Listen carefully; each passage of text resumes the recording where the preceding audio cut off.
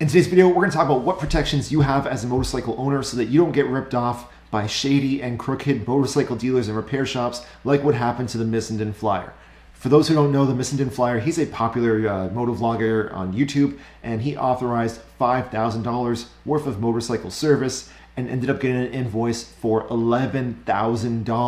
Yikes. I'm Adrian from YouMotorcycle. I make videos aimed at helping motorcyclists. In today's video, we're going to look at what happened to the Missenden Flyer and what protection you have as a consumer and as a motorcyclist in countries like the USA, the UK, and Canada. And they said, look, leave it with us. We can get this bike done for you. It will cost you about £4,000. That was the agreed price.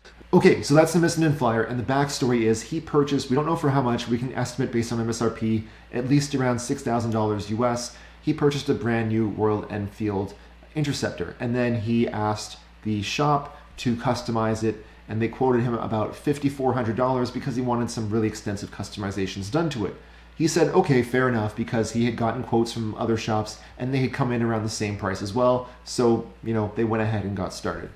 The reason why I'm calling out this clip is because Flyer does not tell us whether or not he got a written estimate, aka a work order, and the written estimate is super important. It is basically a legally binding document. It says, we're going to do this price, this price, this price.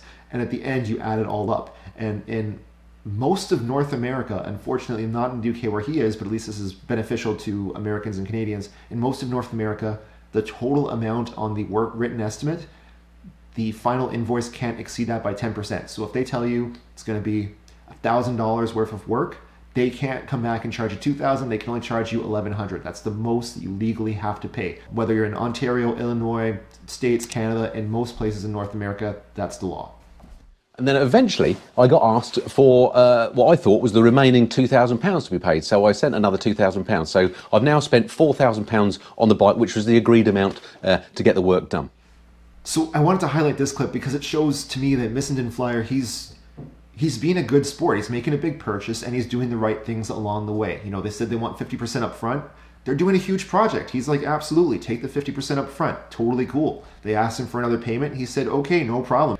But I think if this had been less of a verbal thing and more of a written thing, he would be in a lot better place because he would have seen the red flag right away of hold on. So I'm at £4,000 so far. I think that's it. And I'm thinking, right, I'm ready to pick the bike up and, I've paid for it. We're all good to go. How wrong I was. Maybe I should give you guys a little bit of background for full disclosure on me. So I started my career working in a motorcycle dealership. I did write work orders. I also briefly had 2 mechanics working for me for my own business doing motorcycle repairs. So I'm really familiar with this stuff, at least here in Canada. And then I spent a couple hours today just going over what the laws and the rules are in the US and in the UK. So I wanted to really share my experience with you guys and the research that I've done with you guys to hopefully avoid any motorcyclists out there from getting ripped off. You could imagine how miffed I was with the next bit of the conversation. Can you repay the remaining balance of, wait for it, £4,588? What? All right, so this clip absolutely blew my mind because he had already paid $5,400, which he thought was everything, and now they've asked him for another $6,200 US equivalent because they've already gone ahead and done the work. And this is where I'd be like, well, shit, I didn't authorize that. Both Canada's Consumer Protection Act and the UK's Consumer Rights Act basically talk about a maximum agreed upon amount. So another protection that you have, in addition to the 10% of the work order or 10% of the written estimate, is you can say a maximum. So you can say, okay, you guys have told me it's going to cost me $5,400 US. Great. I'm only authorizing up to $6,000 max. And now the dealer knows if they choose to do work beyond that, that's on them, that's not on you. But we don't know for sure if the Missenden Flyer had really given them a maximum agreed upon amount or not. That is a detail that's not too clear, but it's good for you guys to know. I personally really like the maximum agreed upon amount if I want a really quick turnover, because I had a truck that failed the night before and the shops were already all closed. So I just took my truck, dropped it off. I dropped the keys in the mail slot with a little note attached. I figured the repair is going to cost me $350, so I left a little note. I authorize up to $450. Don't have to call me, just get it started. The shop calls me at around 11:30 the next day. It wasn't, can we get this for your truck? Your truck has this wrong. Can we order the parts? They said, hey, your truck's ready. Come and get it. Perfect. I got it on my lunch break. I was driving home by the end of the day. Excellent. And obviously having some sort of maximum agreed upon amount would have, stopped the project from ballooning into $11,000. Anyway, reluctantly, very reluctantly, I transferred the money because I needed to go and collect the bike. Okay, so here is another missing detail, and that's why I'm sharing it with you guys. This will apply whether you're in the US or Canada too, or any country that has major credit card companies like MasterCard or Visa, really. It doesn't say how he transferred it, and that's really important, because in the UK, under the Consumer Rights Act of 2015, the price must be fair. So if another shop said we can do all this work for $5,400, then he's being charged more than twice as much. That price is not fair. He does not have to, under the UK's Consumer Rights Act of 2015, have to pay that amount. But he went ahead and did it anyway, so let's take it from there. Essentially, in that case, what would kick in is the UK's Consumer Credit Act of 1974, where he can take action with the credit card company to file a dispute. This actually works really well. But where he's at now, from what I understand, is he's taking the business to small claims court, but the business has actually closed down, or maybe he's taking the owner, I'm not sure.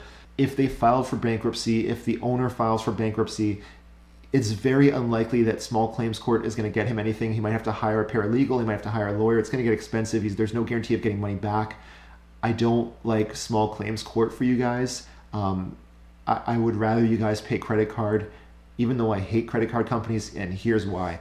With the credit card, you can file a dispute. This has been really good to me personally because I bought 2 electric fat bikes and I ended up getting them both for free. The credit card company, they just need to know this. All you need to do is prove to them, this is what I paid for and this is what I got. And if what you paid for is not what you got, they will refund the entire transaction. So Missenden Flyer's best case with small claims, they only charge him the 50, they give him back the difference between the $5,400 he thought he was going to pay and everything extra.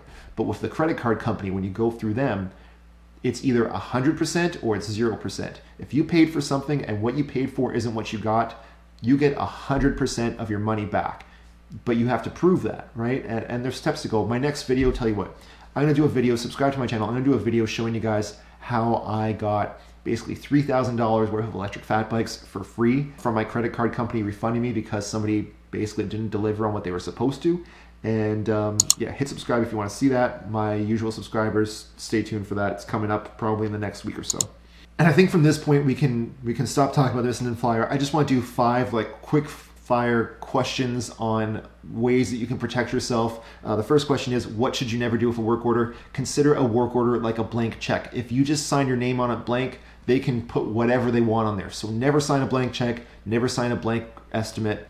Number 2, can you be charged for the written estimate? You can absolutely be charged for the written estimate, and that is fair because after all, it does take time for them to hire a mechanic, go look at your motorcycle and see what's wrong with it. But they have to make reasonable effort to tell you what the price of the estimate is going to be. Number 3, do you have to pay for the price of an estimate? That depends. Let's say they've taken your motorcycle apart, they figured out what's wrong with it, here's the estimate. If you agree to have the work done, they cannot charge you for the estimate because the understanding is they would have had to take it apart to fix it anyway, so they can't charge you twice for the same work. However, if they take it apart, give you the estimate, they call you, they leave you a voicemail, you haven't answered them in 2 or 3 hours, they put the whole bike back together and move it out because they have other customers that they need to deal with, they can't have your bike taking up space in pieces all over the place, then that means even if you go through with the work, they're going to have to take it apart again, put it back together again. They're doing the same work twice. In that case, you are going to have to pay for the estimate. I think that's fair. Number 4, can you give permission by phone or by email? So we talked about how important that written estimate is. Does that mean that you can't just, deal with it over the phone? Absolutely you can. The onus is actually now more on the dealership to make sure that they, cross their T's and dot their I's. Then it is totally legally fair. I just have to keep a good log like that on the dealership side. Yes, as a consumer, as a motorcyclist, you can absolutely just make your work order over the phone. 5, do motorcycle repairs come with a warranty? This is great news for a lot of people who don't realize this, but yeah, motorcycle repairs do come with a warranty, whether you're in the UK, whether you're in Canada, whether you're in the USA, it doesn't matter.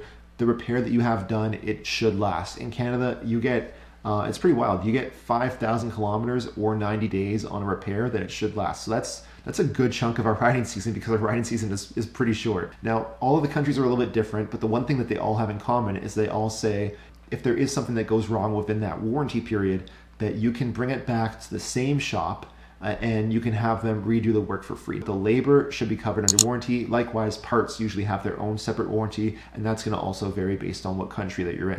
In some countries, you can even say, forget this shop, I'm going to take it to a different shop, have them do the work, and the invoice goes to be charged to the original place that did the job wrong. Things will depend state by state, province by province. So for example, in Texas, there aren't statutes that are automotive specific. So in that case, I might have to reach out to the Texas Attorney General's Consumer Protection Office for some help, or to the Better Business Bureau for any kind of mediation. But it's good to know that these protections do exist and that we do have warranty on parts and service. Now guys, I need you to do me a favor. If you learned anything today, please hit the like button. I'm trying to make a full-time living just by making stuff that helps motorcyclists out. Hit subscribe if you want to see more videos from me. Hit subscribe if you want to find out how I got my 2 electric fat bikes for free by going through credit card disputes. I'm Adrian from YouMotorcycle. Thank you guys so much for watching. As always, ride safe, but have fun.